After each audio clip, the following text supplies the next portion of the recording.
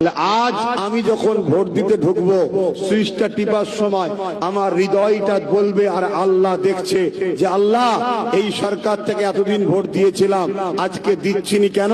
এ বলেছিল কোরআন শেষ হয়ে যাবে, এ বলেছিল ওয়াকাবের আন্দোলন দিল্লি গিয়ে করো, এ বলেছিল মুহাম্মদ সাল্লাল্লাহু আলাইহি ওয়াসাল্লামের বিরুদ্ধে যখন সেই জালিম মহিলা বলেছিল জপুর শর্মার বিরুদ্ধে আন্দোলন করছিলাম, এ বলেছিল ট্রেন ধরে দিল্লি চলে যাও।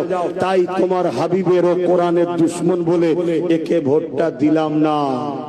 তোমার ভোটে কি হবে তোমার জানার দরকার নেই, তুমি ইমানদার প্রমাণটা দিলে।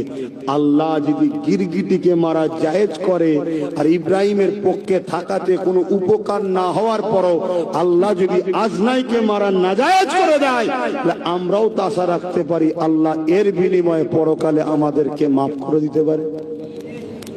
যে আমি এজন্যকে দিইনি, এতদিন দিয়েছিলাম, আজ দিলাম না, উদ্দেশ্য কি? আল্লাহ ও রাসূল। শুনছেন তো নাকি? আর না মাথার